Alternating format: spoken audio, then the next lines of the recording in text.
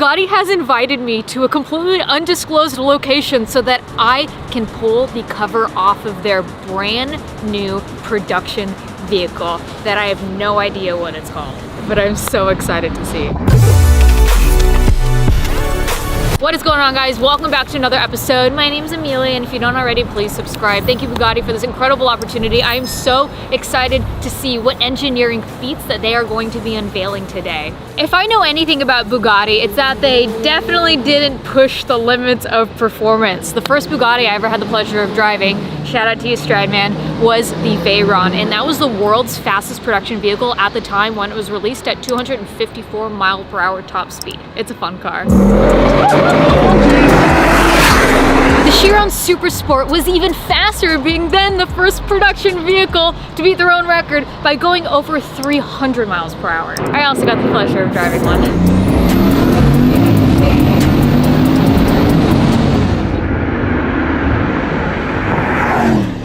A lot of people don't know that Bugatti is actually owned by Rimac, and this is important because the Rimac Nevera is the quickest production vehicle in the world with over 1,900 horsepower. It also does great donuts. So whatever Bugatti is unveiling today has a lot of expectations. They blindfolded me on the way here. I have no idea where I am. I'm at an undisclosed location. So make sure you guys subscribe to the YouTube channel. Where are we? Where are we?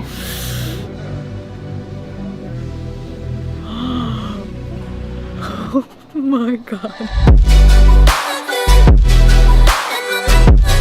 Hey guys, we are in an insanely large studio with the car and Frank Heil, the director of design over at Bugatti. Such a pleasure to meet you. Welcome to our studio. Thank you so much.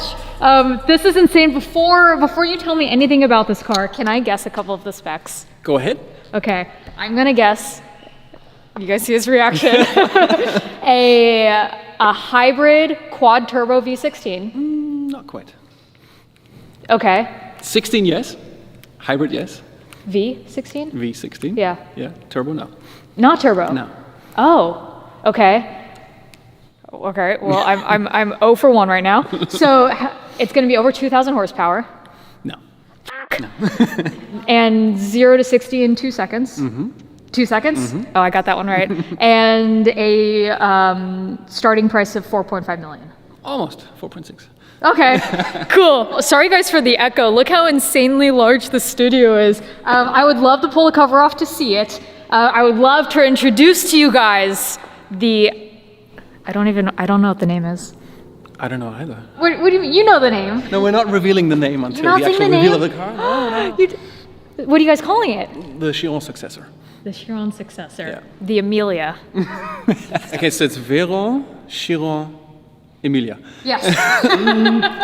Speaking of Bugatti, I don't think there is a single person watching this video who wouldn't love to own that car. And I mean, truthfully, I believe any single one of you at home can do anything you put your mind to, like maybe owning a Bugatti. But you can't do that if you're not being financially smart, which brings me to today's sponsor, PDS Debt. If you find yourselves with mounting debt from multiple different sources, such as credit cards, medical bills, then my friends over at PDS Debt can help. PDS Debt provides options that help consolidate your debt into one low monthly payment, making the whole process easy for getting your financial health in order. If you're making payments every month on your debt and your balances aren't going down, this program is for you. You could save thousands in interest and fees and pay off your debt in a fraction of the time. Everyone with $10,000 or more in eligible debt qualifies, and there is no minimum credit score required, so bad or fair credit are both accepted. Now, I know I have said this before, but for me, it is important to partner with reputable brands, and PDS Debt is a top-rated company on Google and has an A+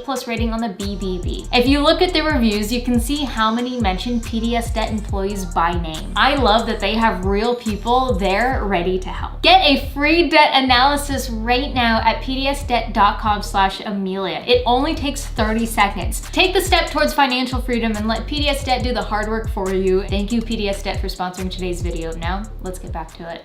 Oh, come on, I have to know the name of this. What do I say? Yeah, what do you say? Okay. It's called the Bugatti Tourbillon.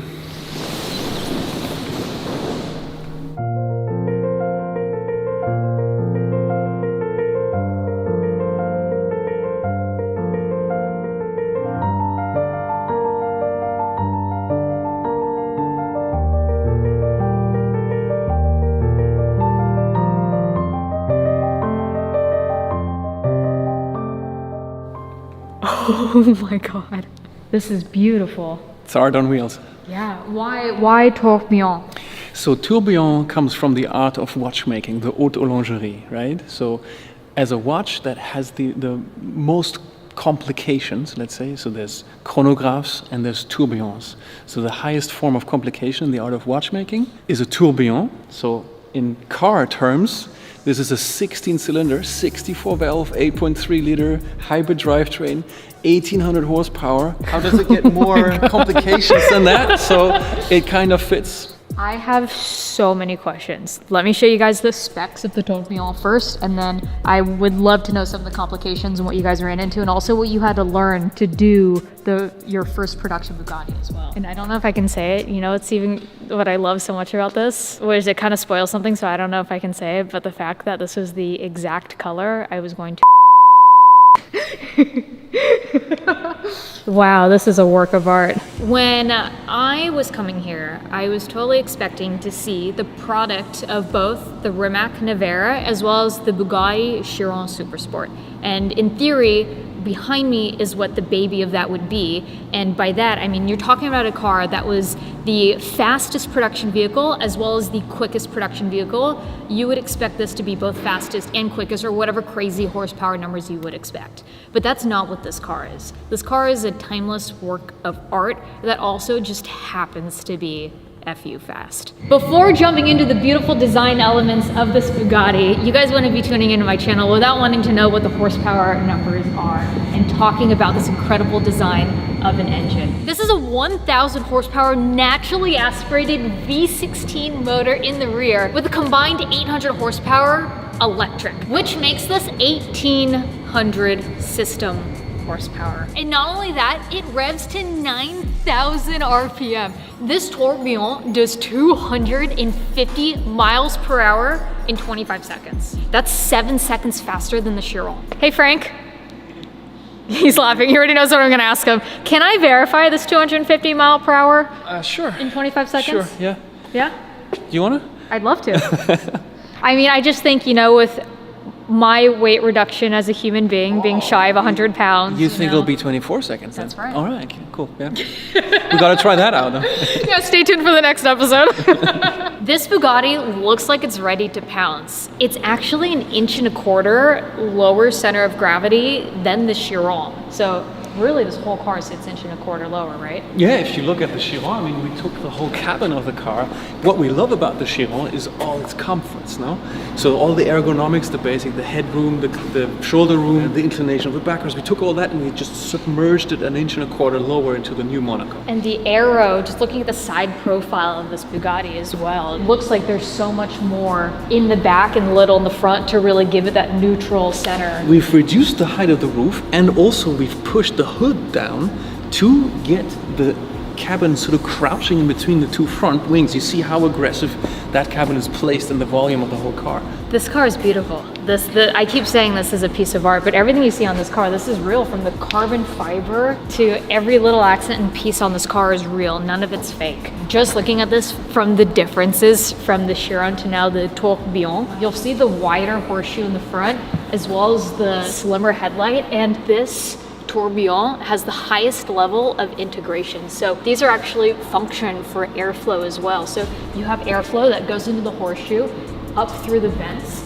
as well as from the slimmed headlights up to the A-pillar, and then it both travels down into the rear quarter as well as up and over through the engine and out. Come take a look at the rear. I am obsessed with the rear of this car. I love all the carbon fiber. I love these taillights. If you look closely, it says Bugatti right here as well. And something that's really cool when we're speaking about the highest level of integration with this car is the fact that this rear diffuser actually seconds as a crash bar. So that's how they're able to have this beautifully exposed rear carbon of a car. Again, integrating everything from both the engineering and the design side into one beautiful piece of art.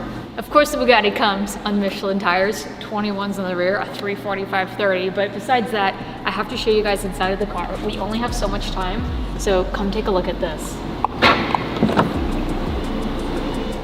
Oh my god, this is so cool. Literally, dry carbon accents everywhere, and the interior of this Tourbillon is timeless. And what I mean by that is that there's no screens that are going to easily outdate this car any time in the future, in my opinion. Technology runs so fast. To go to something that is analog and kind of really leaning into the art of mechanical designs. Aside from the sapphire glass, the titanium metalwork, and the incredible design, very analog feeling, something that's never going to become outdated because of a giant iPad on the inside of the car, is the fixed hub steering. Look at this. How cool is that? You have this transparent glass here in the center console. It's very evident that the engineers as well as the design team work hand in hand to culminate this beautiful piece. And I gotta comment. The doors go up. This is like a luxury private jet for the street, I gotta say. But I do have a couple questions that I know I'm curious about, and if I'm curious, I'm sure you guys want to know as well. It's why go from a W to a V engine design? Was it for weight reduction? For the emotion. No, I mean, this car is about how you feel when you drive the car, the vibration, the noise, the way that you operate the switchgear, and the way that it smells. No? And the vibration with the 3-foot crankshaft has got to be like the time that you guys put into just getting that dialed. We don't like to speak about the numbers so much. Yes, it'll go plenty fast. Yes, it'll go 2 seconds to 100 now, or to 60 miles an hour. But that's not the point of this car. The point of this car is it's a luxury car that happens to go extremely fast, and it's the way that you feel when you sit in the driver's seat. So 9,000 RPM, imagine that, an 8.3 liter V16 that revs to 9,000 RPM. Are there particular design elements that were taken from previous generations that you're most excited about? Well, we have our design DNA, you know? So there, on every Bugatti there's a horseshoe grille, there's a Bugatti line, there's a two-tone paint scheme, there's a centerline accentuation. So those are our stylistic DNA elements that we kind of reinterpret every time. Were there particular things that you had to learn when making this new generation that were new from the previous? Well, the most important thing in design form language is to get the proportions just right. So the relation between the height of the rear wheel to the overall height of the car. Now, if you get that just right, everything else sort of naturally falls into place. The car is not called Tourbillon for no reason. Tourbillon is the watch with the most complications, no? Mm-hmm. So this is the car with the most complications. 16-cylinder, 64 valve, you know, getting that timed correctly, and then integrating with the hybrid drive, and then together with the fixed hub steering wheel and the aspect of, you know, the art of watchmaking and sapphire glass. And I mean, there's so many innovations in this car.